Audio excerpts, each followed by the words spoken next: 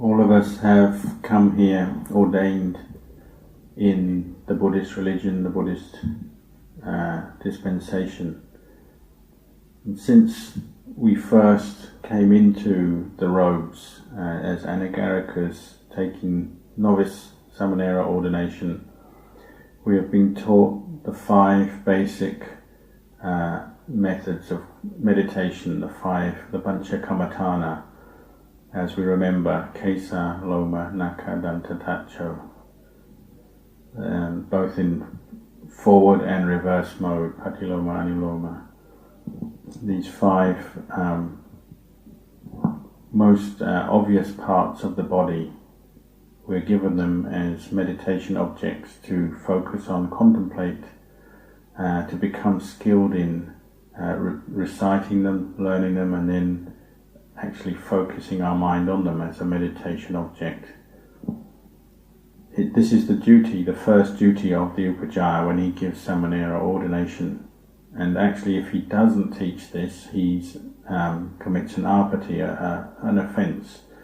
It's that important. The Buddha said if he doesn't teach these 5 Kammatthanas, then he's actually blocking your progress to Nibbana by not giving them to you. This Pancha Kammatthana, these 5 meditation objects, refer to the things that cover over this human body, the most obvious things that we see, the hair of the head, hair of the body, nails, teeth, skin. And that's why they're so important, so vital to our practice to contemplate and understand.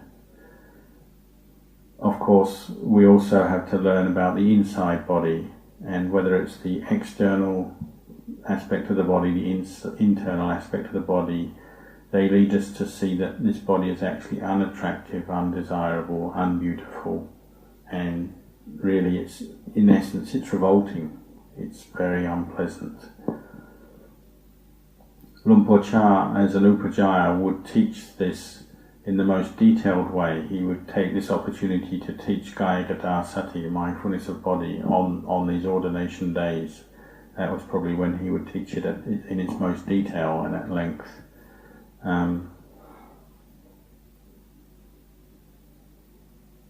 One who's really going to practice Kayagata Sati, mindfulness of body, must already have a sense, an awareness of the danger and the disadvantage of this world, of the sensual world, the attachment to the sensual world. They must have an awareness of the attachment, the suffering involved in this endless round of birth and death, vata samsara. They must have an awareness that these 6 senses that we have and the objects that we desire through them have given rise to innumerable lifetimes based on the attachment to the 6 senses and their objects. And somebody who's ready to practice mindfulness of the body must already be seeing that there's some disadvantage, there's something wrong here, there's something harmful here to us. The 5 Kammatthanas themselves are all representative of the earth element. They're all solid things. Hair, nails, teeth, skin, these are all solid, and they come from the earth element. They cover over the body, and you can see inside the body there's also many aspects of the body that mainly consist of the earth element. Patavidhatu, that's the flesh, the muscles, the bones, bone marrow, different organs in the body, right down to the brain. These are all the earth element. In the body we also have the water element, apodhatu, the blood, the bile, the phlegm, the spittle, the different kinds of liquids we have in the body, the sweat, the grease, the urine down to the urine. The body also has the fire element, the heat, the cold of the body, and the air element, the breath that we breathe in and out, and just the air that is contained in spaces of the body. All the 4 elements are there. Lumpur Cha taught that these 5 Kammattana objects, we should contemplate them and really investigate them, ask ourselves questions, really learn about them, use our minds to understand them properly, ask yourself, are these 5 kammatthana objects attractive? Is the hair of the head, nails, teeth, skin attractive? Is it really desirable? If it is, say just any part of the body, particularly just take the hair to start with. If it is desirable and attractive in itself, then why do we need to bathe? Why do we need to wash our hair? The hair of the head, over time, it becomes greasy, sticky, smelly. If we were to never wash it, each individual hair would gradually become more and more greasy, sticky, smelly, coming up from the pores of the skin on the hair on our head. And this hair, as it grows and as time passes, it changes into something more and more repulsive, more unattractive as time goes. If we didn't wash, we would probably find very soon it just becomes intolerable. Think about it. You just get one hair falling into your food, and straight away that food is repulsive. You don't want it. If you're in a restaurant, you wouldn't take it. Just one hair. Even in our house up or our kuti, where we live, you have a few hairs in the dark corner and already it's something you don't like. If you were to feel it in the night, a few hairs around, you wouldn't like it. It's unpleasant. When we contemplate, then we're contemplating this to see the unpleasant nature of just one single hair, and then you gradually become aware how each hair is the same. You become aware of the position of the hair, each hair growing out of skin pores on the head, for instance. You move your attention around the head, you see there are many, many hairs there. Get to know the colour of one single hair, its shape, its colour, where it's located. And little by little each hair becomes clearer to your mind, so you get to know hair as it is. Hair on the head, hair on the body. And you can continue to contemplate the other 5 kammathanas like this. Ask yourself, are nails attractive? Are they inherently attractive, desirable? When you cut a nail off, the end of your fingernails, toenails, they drop off. Is that beautiful? Is it attractive? Is it something you want to keep? No, it's not. Contemplate your teeth. What are teeth there for, and what are they doing? Every day our teeth are in the mouth, they're there to grind and chew our food. What happens? They get mixed with spittle, with particles of food. If we weren't to brush our teeth every day, very quickly they'd become very smelly, unattractive, and start to rot. They've become dirty, sticky with food, and again, it becomes an intolerable thing to have unclean teeth. There's nothing nice about them, is there? If you look at them really with an eye of wisdom, there's nothing you can say is nice about teeth. They're in essence, they're surrounded by dirt and muck, and that's what they are. You pull your tooth out, or it falls out, who wants it? Nobody wants teeth. They're horrible, repulsive. You get rid of them. The skin is perhaps the most important of these 5 kammathanas because it plays that vital role of covering over the rest of the body. You can compare our skin to the bowl cover that we have on our bowls. You take the bowl cover off, you see the bowl.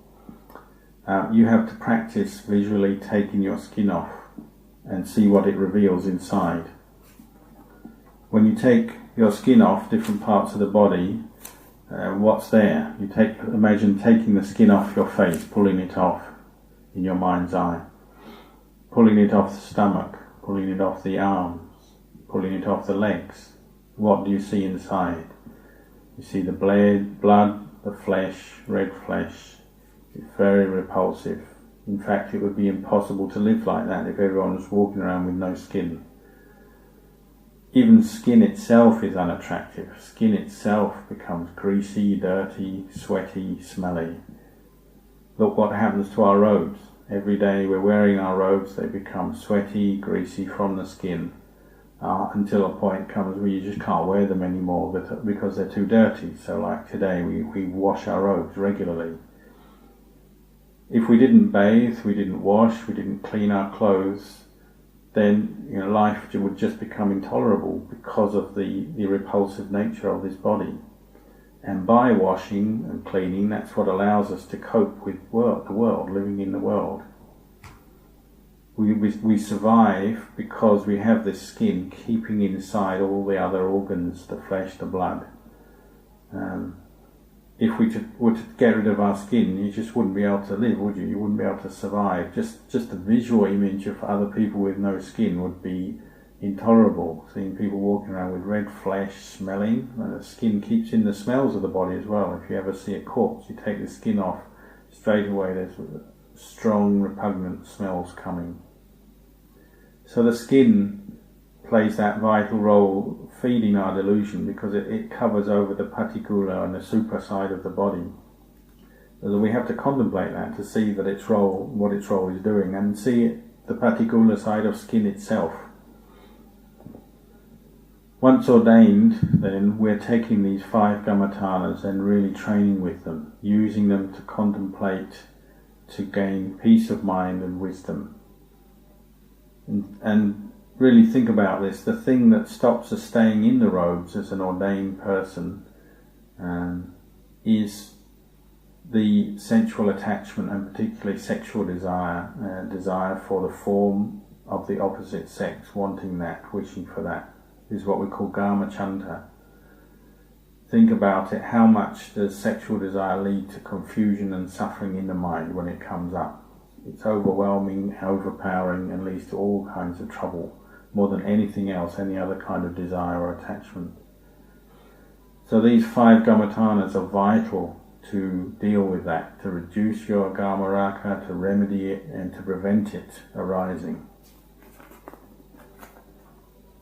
And we must really develop this paticula sanya, the perception of the repulsiveness, asubha sanya, the perception of the unattractiveness of this body. We must really develop that perception so it's clear in the mind, it's there all the time. Contemplate this body, say, in terms of the liquids of the body, the liquid element, water element. Think about all the different holes or channels that this body has that are providing a channel for the different liquids to come out, and just think how unpleasant all the different juices and liquids that come out of this body are. You have sweat coming out of your sweat glands all over your skin, you have snot from the nose, earwax and grease from the ears, tears, you have spittle and phlegm from the mouth, you have urine from the penis, you have excrement from the anus. Are any of those things desirable, beautiful, attractive? No one wants any of those. As soon as when any of those kind of liquids or waste come out of the body, there's something that's repulsive to everyone. Everyone wants to get rid of it as quick as possible. So we contemplate like this to really remedy this deeply ingrained delusion that we have, what we call a vipalasa. The mind is completely deluded and ignorance, misunderstanding the truth of this body normally. It's caught into vipalasa, seeing that this body, which is inherently unattractive and repulsive, we see it as beautiful, something desirable. But with insight we start to open up to the truth, see the unattractiveness in what we are usually attracted to, see the ugliness in what is usually seen as beautiful, the lack of desirability in that which is usually seen as desirable. And little by little, this is what combats, deals with our gamaraka. It's this insight, clear seeing of the truth, breaking through the delusion. I practice this regularly. We must all really contemplate this body, contemplate from the hair of the head downwards on the external part of the body, and then move inwards with your mind to see the internal body, every part, every aspect of this body. Contemplate it thoroughly. The heart, the lungs, the liver, the kidney, the stomach, the bowels, the entrails, the intestines. Get to see it all. Imagine you're doing an autopsy on yourself. See yourself as a corpse lying on a slab, and start opening up the skin with a knife, taking out the different organs that I just mentioned, taking out the flesh, the bones, pile the bones up all in one part of that slab that the body is lying on. Just pile them up as a pile of white, messy, bloody stained bones. Pile up the organs in another pile, get them all on top of each other until you can see there's really nothing there. There's nothing beautiful, there's nothing desirable, there's nothing you can really say as a person that you want, whether it's you or anybody else. From this, of course, our raga, our lust and our sensual attachment can't fail but to start to disappear from the mind. Do this with every of the 32 parts in a similar fashion. Break it down, look at it, operate on this body, break it up into parts, take them out, until you really see the true nature of every single part of this body. See them as the 32 parts, then break them down to the 4 elements. All of them have this one common characteristic: they're asubha, they're unattractive. Do this regularly, often, and this is what will combat sexual desire and the desire and attachment for your own body and that of the opposite sex. As unenlightened beings, we have the different vipalasas covering over our mind, deluding us. We find that this body is beautiful, even though it's unattractive. We see that this body, we're deluded into seeing this body as something permanent, even though it's impermanent. We're deluded into seeing this body as a source of happiness, even though it's a source of dukkha. And we're deluded into seeing this body as a self, even though it's inherently not self. We practice our meditation, developing mindfulness on the breath, perhaps, anapanasati, to cool the mind, calm it, develop piti and sukha and one-pointedness. Then once the mind is one-pointed with firm mindfulness, we turn to contemplate Gaya, this body. We should never avoid this. This is our duty, the function of the practice. We have to do this. We should be aware that once the mind is calm from meditation and we're experiencing some sukha, some bliss, the mind might try to trick us and say, this is enough, we'll just stay with the citta now, the contemplation of the mind, and leave the body behind. But we must be careful, because this could become the beginning of a wrong view. Luang Por Chah always said that once the mind becomes calm and peaceful, then turn to contemplate the body. Because this is where these vipalasas form and where they're found. And it's because we fail to see the anicca, dukkha, anatta of this body that these vipalasas continue to exist. So, if we are developing samadhi, concentration is arising, that's the time to turn to contemplate the body. If we don't really contemplate the body, never do that, then we'll really have never developed the power, enough power, strength to let go of kilesas. So we have to learn how to do this, to contemplate, alternating back and forth, developing our samadhi, the cool, calm states of the mind, and then using wisdom to investigate and contemplate the body. And we do this back and forth regularly. As we do this, we might find that just emphasizing one part of the body, which is more obvious and holds our attention more than any other, seems to work. It seems to hold our attention, and that's okay. We focus on that, put all our attention on that part. Or we might choose a part which we know we're particularly attached to, we like, some form, some part of the body, and we keep contemplating that until we really get to know it and start to break through that attachment. Contemplation means at first just using what we have. We use our thought, our memory, our imagination, just to think, visualize, see what it looks like, what it's like inside, until we can really visualize it clearly. If we're focusing on just one part of the body at that time, we don't let our citta mind stray anywhere else. We just keep it fixed on that one point. We keep our awareness there and we visualize it and keep just a steady awareness there, contemplating. And the result of this is that we get a sense of dispassion, detachment arising, a sense of turning away, and a separation between the mind that knows and what it's investigating. it turns away from that part of the body because it's seeing it as unattractive and repulsive. And just from one part of the body we can see that the whole of the body is the same. And we might be able to break through the samuti satcha, the conventional reality that we're normally caught into, through to ultimate reality, when we see that one aspect of the body, it's anicca, dukkha, anatta. Or seeing the asubha of the body, this can be the foundation for seeing the anicca, dukkha, anatta of the body, for developing deep vipassana insight. So we have to learn how to remember the body parts, recite them, recollect them, visualize them, focus the mind on them. Whichever part of the body can hold our attention, we focus on that. But you might have to alternate between different parts of the body, that's okay as well, going through the whole 32 or just a few of them. Maybe the bones, the skin, the hair, back to the skin, back to the bones. We have to see what works for us and develop an understanding of why we have this attachment, why do we have this perception that we find things attractive. Ask yourself questions, investigate, confront your own views and opinions about this body. Just take one aspect, say for instance the teeth.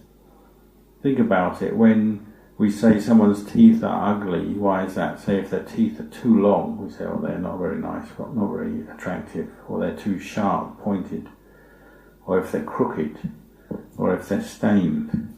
You see how it is that we form the opinion, the view that the teeth are attractive. If they're white, shiny, in a certain way, then we say they're attractive. If they're broken, whatever, then they're ugly. And just see how those perceptions stick in the mind, they affect us, the way we view our bodies, other people's bodies. You think about it, though, the teeth become ugly. Who is it who has the most ugly teeth? Well, it's old people, isn't it? And their teeth tend to become crooked, broken, fall out. Nails the same. Old people, their nails become a bit worn, dirty, stained, and so on. The hair is the same. The hair turns to white, it falls out and becomes bald, it loses its sheen, it loses its bounce. As we grow older, all the different body parts become less and less beautiful. This is where we contemplate to see what is asubha, asubha and subha, and see how we make these perceptions and form them in the mind. After death, contemplate the corpse. It's even worse, more extreme. When somebody dies, the body becomes stiff. It smells, it changes colour, it starts to go green, mouldy, it swells up. After a while, if you just leave a corpse out, it swells up. All the different liquids, the pus and the kind of plasma and stuff of the body starts to swell up, making it look very unsightly. And if you just leave that body, it will actually burst. The maggots will come, flies lay their eggs, maggots start to eat inside. It moves around with the maggots and they burst through.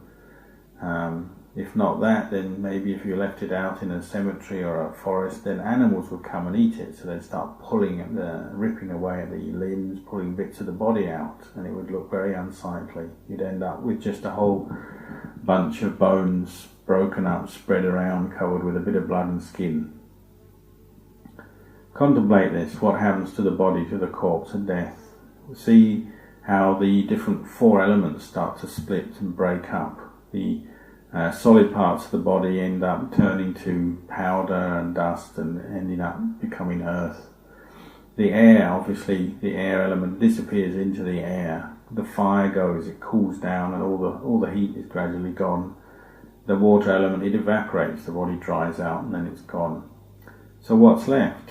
Nothing. There's no person, nothing. The usual conventional reality, the samuti satcha of a person there, it's gone, hasn't it?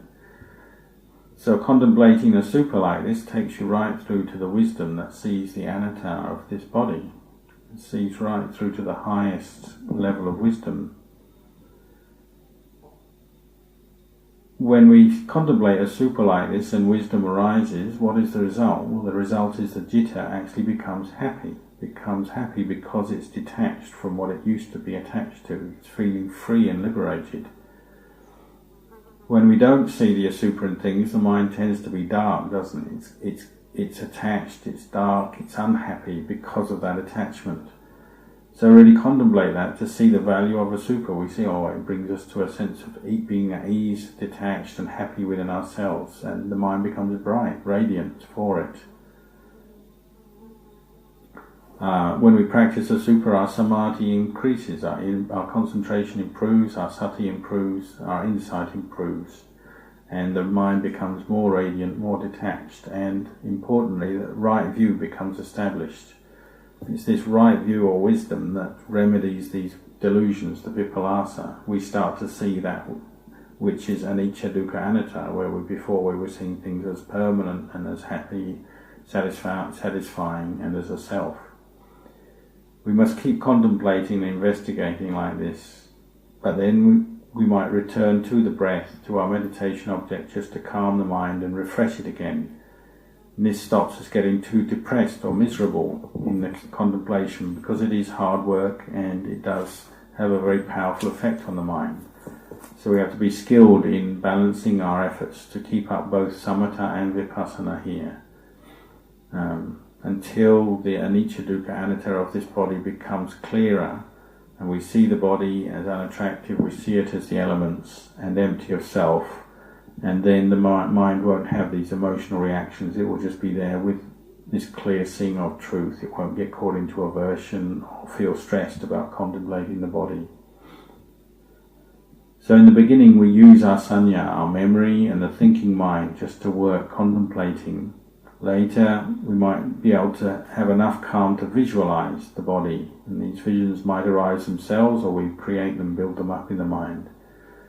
Eventually we won't need anything. We won't need thought, visions, anything. The mind will just know the true nature of this body as anicca, dukkha, anatta, as Asubha, and it'll be peaceful.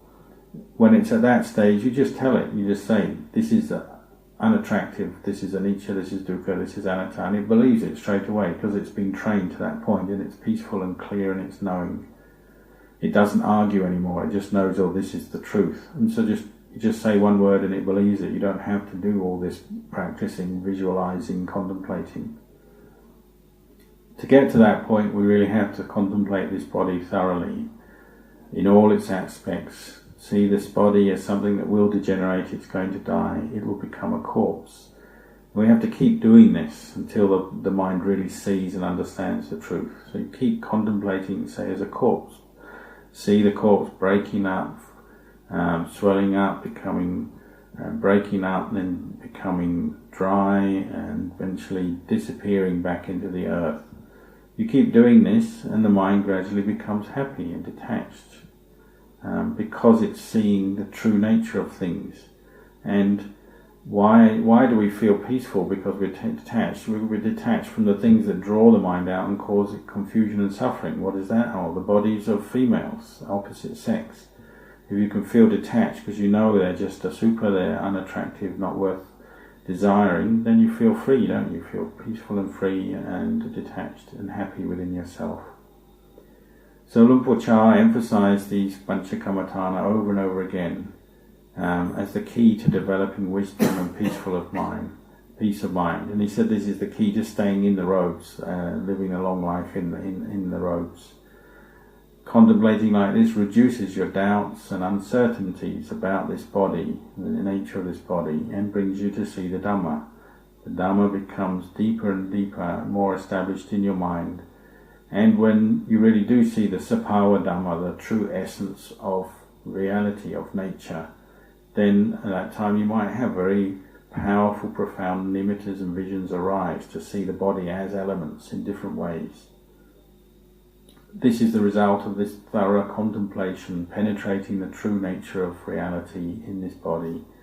And it's the result of really doing it in the most thorough way, to the point where the mind is finished with all its doubting and uncertainty and all its delusions. The wisdom is so clear, everything is very, very crystal clear to the mind, and the mind becomes pure like that.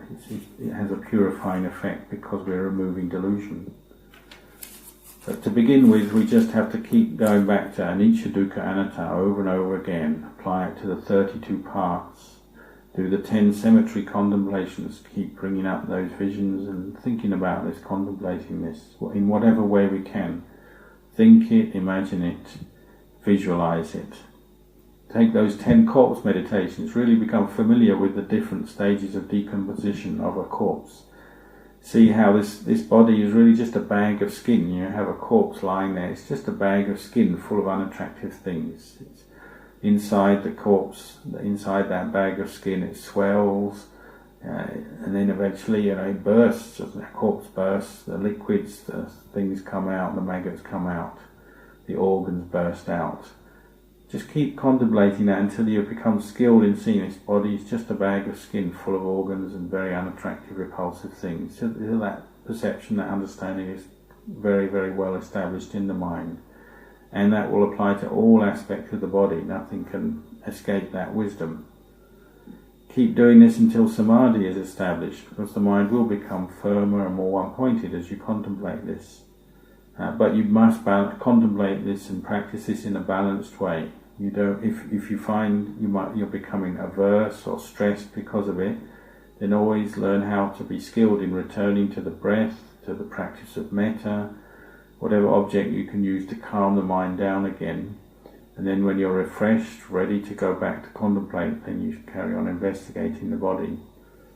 You keep doing this until you're very in a position where you can really separate between the body and the mind which knows the body, the elements, the 4 elements. And this is where we see the dhamma. You can see the body, see the mind, see the elements, and of course your greed and attachment, your aversion, your delusion will start to disappear, and you can practice right to the point where all your greed and attachment has gone. So we take these 5 kamatanas right from the first day of our ordination. We must use them and contemplate with them and be diligent with them, and this will bring us to this wisdom, this understanding. Andamayang ovadakatha sadhu karang dadamase sadhu sadhu